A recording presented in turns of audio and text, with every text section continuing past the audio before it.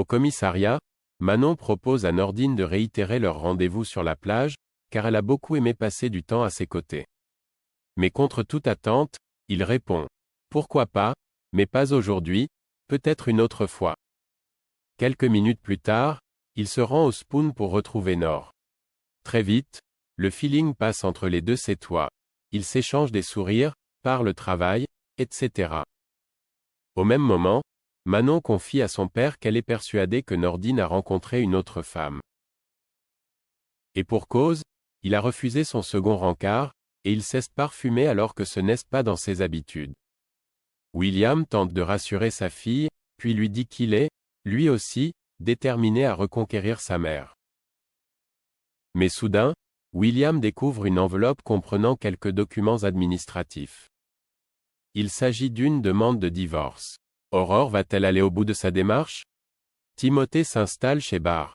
Pendant ce temps, à 7, l'heure est venue pour Timothée d'emménager chez Barr.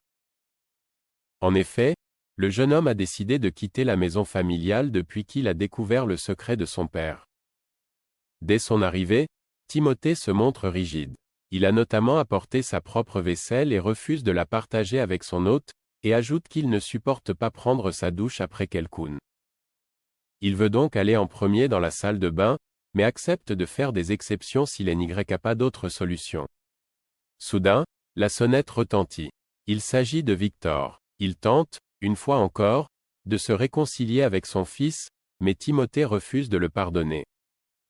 Victor lui propose de le voir à un autre moment, mais Timothée répond qu'il n'a pas le temps. Pas dans l'immédiat, papa. Je t'appellerai. Puis, il lui ferme la porte au nez. En fin de journée, Sarah dépose Enora chez son meilleur ami, Barr. Ce dernier s'excuse auprès de Timothée pour cette gêne occasionnée, mais le jeune homme ne lui en tient pas rigueur. Bien au contraire, il propose même de s'occuper de la fillette le temps que Barr prépare le repas. Le retour de deux méchants. Triste jour pour la famille Ferret et Delcourt. En effet, les funérailles d'Alban, interprétées par Charlotte Boimard, viennent d'avoir lieu. De retour à l'hôtel, Octave découvre qu'il est convoqué au commissariat. De son côté, Samuel confie à William qu'il a préféré ne pas assister aux funérailles d'Alban, par respect pour les enfants de son amante. À la fin de la discussion, il révèle à son meilleur ami qu'il compte rester à 7 pour le moment. À son arrivée au commissariat, Octave est interrogé par Sarah et Martin au sujet de son bracelet retrouvé près du corps de sa mère. Octave avoue avoir eu une dispute avec Alban le soir de sa mort. Elle venait de lui avouer qu'elle comptait partir. L'adolescent déclare aux deux enquêteurs que son bracelet a dû tomber dans la valise de sa mère. De son côté, Roxane a découvert plusieurs éléments qui innocentent Stéphane Miller. Ce n'est pas tout, elle a également appris qu'il avait rencontré Mathias, le réceptionniste de l'hôtel, il y a 4 mois. Quelques heures plus tard, c'est au tour de Mathias d'être interrogé par la police.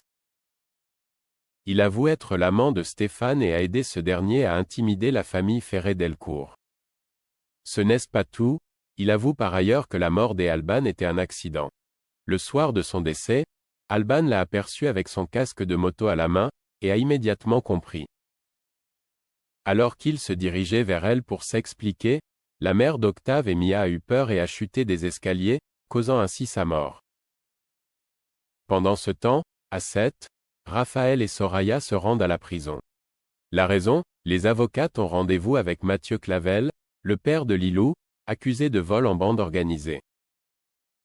Au même moment, deux visages familiers des téléspectateurs font irruption dans le parloir, Sacha Girard et Benoît Letellier. Les deux détenus tiennent un gardien de prison en otage. Ils forcent Raphaël, Soraya, ainsi que le surveille à les suivre, puis Sacha déclare « Au moindre faux pas, je tire ». Ensuite, les monstres de 7 s'échappent de prison. Quel est leur plan?